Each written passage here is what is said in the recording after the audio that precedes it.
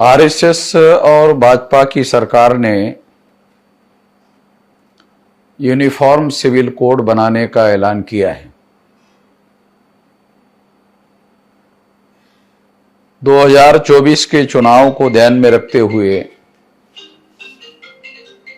यह uniform civil code लाने का कार्यक्रम उन्होंने चलाया, ऐसा देश भर में लोग कह रहे हैं।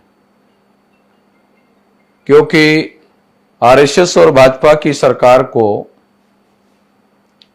10 साल में उन्होंने भारत की प्रजा के लिए क्या किया, अगर ये सवाल पूछा जाए तो उनके पास बताने के लिए कुछ नहीं है।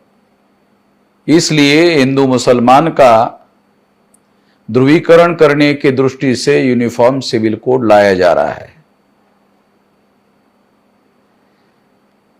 इस चर्चा को इसी मकसद से शुरू किया गया, मगर भारत में मुसलमानों के द्वारा, क्रिश्चियनों के द्वारा जिस तरह से समझदारी का काम किया गया, उसकी वजह से हिंदू मुसलमान का ध्रुवीकरण होता हुआ दिखाई नहीं दे रहा है और इससे उनको बहुत ज्यादा फायदा होता हुआ दिखाई नहीं दे रहा है।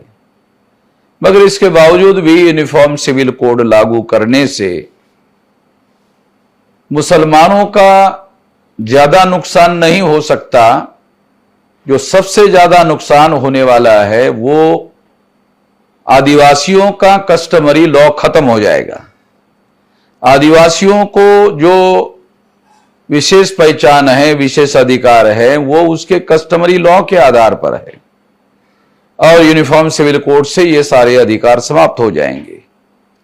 तो ये बहुत बड़ा खतरा है। इसके साथ साथ यूनिफॉर्म सिविल कोड से अगर समान कानून बन गया तो कल चलकर कोई ब्राह्मण सुप्रीम कोर्ट में जा सकता है कि जब सभी लोगों के लिए समान कानून लागू हो गया तो अलग से आरक्षण लागू करने की क्या जरूरत है। तो यूनिफॉर्म सिविल कोड से एससी, एसटी, ओबीसी का आरक्षण भी समाप्त होने का खतरा पैदा हो गया है। इसलिए uniform civil code SC, ST, OBC के भी विरोध में है। यह बात तमाम एससी, एसटी, ओबीसी के लोगों को जानना और समझना जरूरी है। इसलिए राष्ट्रीय आदिवासी एकता परिषद के द्वारा एचएन रेकवाल, जो राष्ट्रीय आदिवासी एकता परिषद के राष्ट्रीय अध्यक्ष है, उन्होंने 4 चरणों में इसके विरोध में आंदोलन करने का ऐलान किया है। 6 जुलाई 2023 को एचएन रेकवाल ने सारे देश भर में ज्ञापन देने का, जिलाधिकारी कार्यालय में ज्ञापन देने का ऐलान किया है। उसके साथ साथ 18 जुलाई को तहसील स्तर पर धरना प्रदर्शन करने का और जिला स्तर पर धरना प्रदर्शन करने का ऐलान किया है। 27 जुलाई को जिला स्तर पर रैली प्रदर्शन करने का काम करने का ऐलान किया है और 7 अगस्त 23 को भारत बंद का ऐलान किया है।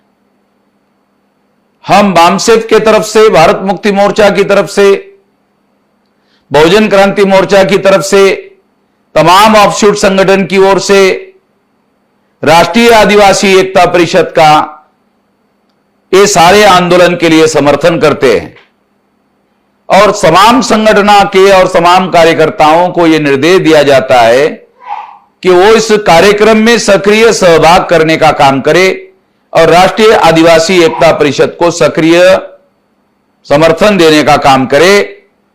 यह उनको निर्देश दिया जाता है। आपने मेरी बात ध्यान से सुनी, इसके लिए आभार, धन्यवाद।